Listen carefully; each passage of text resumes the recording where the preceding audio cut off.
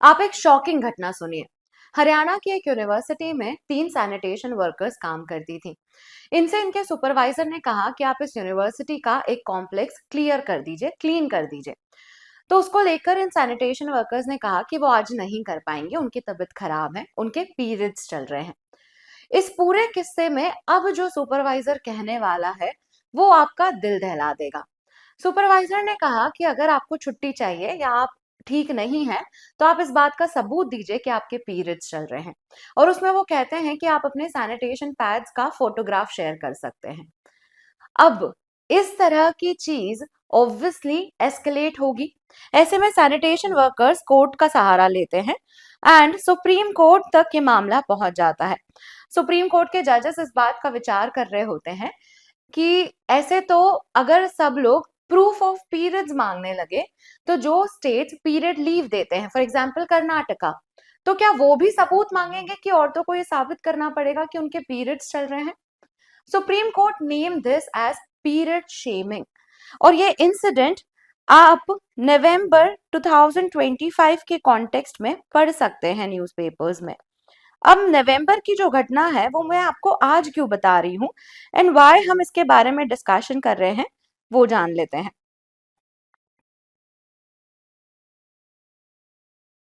देखिए,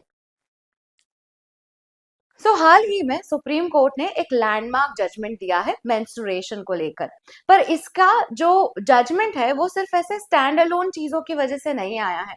बहुत सारी ऐसी चीजें हुई हैं जिसकी वजह से सुप्रीम कोर्ट ने मेंस्ट्रुएशन या मेंस्ट्रुएशन से रिलेटेड हाइजीन को फंडामेंटल राइट्स में कंसिडर किया है। क्या है ये पूरा जजमेंट, क्या है ये पूरा केस, इसके बारे में हम जानेंगे। But before all of that, hello everyone, मेरा नाम मोनिका है एंड अनअकैडमी मंजिल पर आपका स्वागत है। इस चैनल पर हम आपको करंट अफेयर्स बताते हैं, बट एकदम बेसिक से। मतलब आपको इस चैनल से करंट अफेयर्स ऐसा समझ में आएगा कि आपको अगर कुछ नहीं भी पता है तो भी you will be able to understand the entire news. अब हम इस वाले केस की बात करते हैं। केस का नाम है Jaya Thakur versus union of India. इस केस में सुप्रीम कोर्ट ने मेंस्ट्रुएशन को फंडामेंटल राइट अनाउंस किया है। अब फंडामेंटल राइट में बहुत सारे राइट्स हैं। इसमें आर्टिकल 21 के within, that is right to life के विद इन, मेंस्ट्रुएशन हाइजीन को एक फंडामेंटल राइट का हिस्सा बताया है। सुप्रीम कोर्ट ने इस लैंडमार्क जजमेंट में बहुत सारी की डायरेक्शंस भी दी हैं, उनके बारे में भी हम जानेंगे। But what supreme court said is important at this point of time. तो सुप्रीम कोर्ट ने बोला कि मेंस्ट्रुअल हाइजीन एक ऐसी चीज नहीं है जो आपको चोरी छुपे जिसके बारे में बात करना पड़े, या फिर ये एक गॉसिप का मुद्दा नहीं है, ये एक शेम का मुद्दा नहीं है। वो कहते हैं कि मेंस्ट्रुएशन को एक बायोलॉजिकल फैक्ट की तरह ट्रीट करना चाहिए, ये एक बायोलॉजिकल रियलिटी है और इसमें सिर्फ लड़कियों को ही इसका दायित्व नहीं देना चाहिए। हमें अगर मेंस्ट्रुएशन को लेकर स्टिग्मा काउंटर करना है और ये एक बायोलॉजिकल रियलिटी है जिसे हमें बहुत अच्छे से हैंडल करना है, तो उसमें मेल मेंबर्स की भी हमें जरूरत है। It's a shared responsibility. इसमें वो स्कूल की बात करते हैं कि स्कूल से कैसे चेंज की शुरुआत होती है। देखिए, हमारा जो इकोनॉमिक सर्वे अभी आया है उसमें एजुकेशन को भी एक डेवलपमेंट मल्टीप्लायर कहा गया है। अब ये जो बाहरी शब्द है इसका बहुत सिंपल सा मतलब है, डेवलपमेंट मल्टीप्लायर एक ऐसा फिनोमेना होता है जिसमें हम मानते हैं कि कोई ऐसी चीज है जिसका इफेक्ट बहुत ज्यादा चीजों पे पड़ता है। फॉर एग्जाम्पल, एजुकेशन जो है उसका इम्पैक्ट आप बहुत सारी चीजों पर देखते हैं। अच्छी हेल्थ पर देखेंगे आप एजुकेशन का इम्पैक्ट। एजुकेशन जो है वो सोशल इविल्स से भी फाइट करता है, डाउरी, डोमेस्टिक वायलेंस, ये सारी प्रैक्टिसेस। एजुकेशन जो है वो विमेन एम्पावरमेंट में भी कंट्रीब्यूट करता है। तो एजुकेशन के बहुत सारे इफेक्ट्स होते हैं। आप इकोनॉमी में तो इसका इफेक्ट देखते ही हैं कि एजुकेशन से जॉब्स और स्किल जनरेट होती है। हेल्थ, सोशल इविल भी हम काउंटर करते हैं। तो education has a multiplier effect, ये बात हम सब जानते हैं। सुप्रीम कोर्ट भी मेंस्ट्रुएशन को लेकर जो स्टिग्मा है उसको काउंटर करने के लिए एजुकेशन को ही एक फाउंडेशन की तरह ट्रीट करता है। सुप्रीम कोर्ट क्या कहता है कि ये एक ऐसा टॉपिक नहीं है जो आपको हश्ड विस्पर्स में बात करनी है, कि चोरी छुपे जिसके बारे में बात करनी है। आपको अगर मेंस्ट्रुएशन से डील करना है तो you have to take help of male members also, और इसके बारे में ओपन डिस्कशंस होने चाहिए। अब यहाँ पर मैंने एक फोटो लगा रखा है टू हेल्प यू अंडरस्टैंड कि सुप्रीम कोर्ट ने एग्जैक्टली क्या बोला है।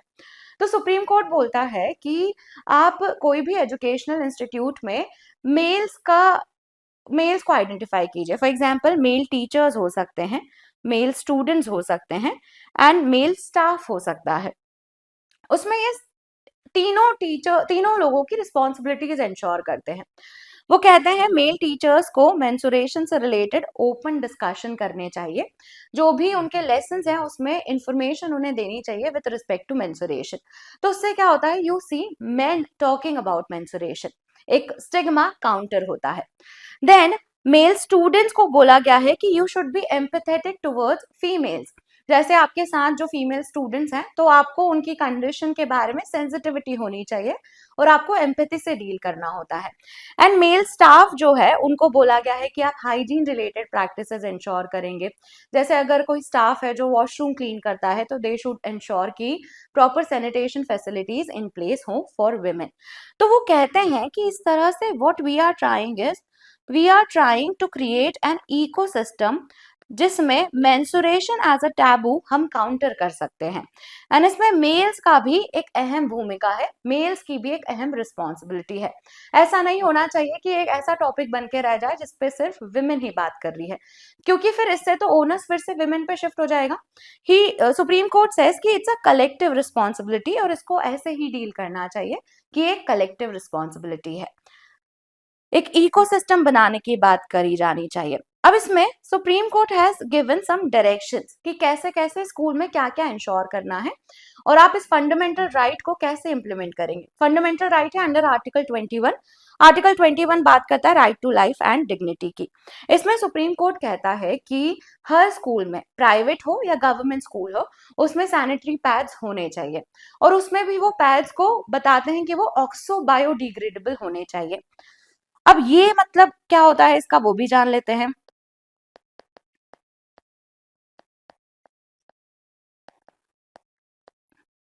देखिए, सैनिटरी पैड्स में प्लास्टिक इस्तेमाल होता है, तो जो रेगुलर प्लास्टिक होता है वो बहुत ज्यादा टाइम लेता है डिकम्पोज होने में।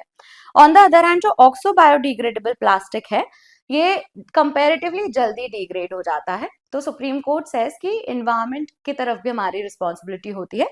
तो इस तरह के पैड्स स्कूल्स में, प्राइवेट स्कूल्स और पब्लिक स्कूल्स में अवेलेबल कराने हैं।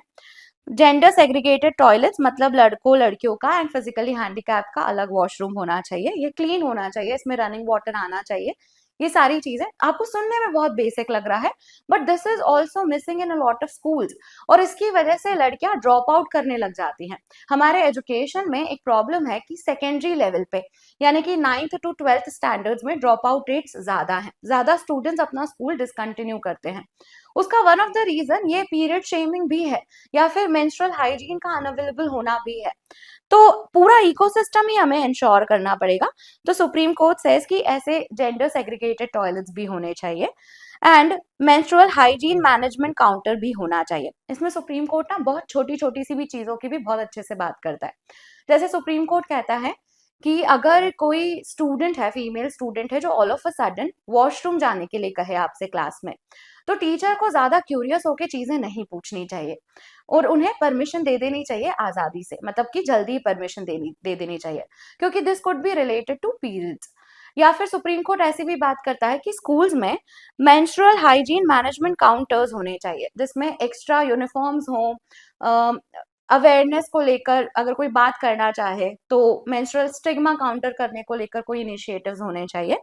तो इसीलिए मेंस्ट्रुअल हाइजीन मैनेजमेंट काउंटर की भी बात सुप्रीम कोर्ट करता है। ये कुछ की डायरेक्शंस हैं जिससे सुप्रीम कोर्ट मेंस्ट्रुअल हाइजीन एक फंडामेंटल राइट की तरह इंप्लीमेंट करना चाहता है। This is a landmark judgment and it is a step in right direction undoubtedly. आपके क्या विचार हैं, आप हमें कमेंट में जरूर बताइएगा। मेरे पास एक और अनाउंसमेंट है जो अनअकैडमी के सब्सक्रिप्शन से रिलेटेड है।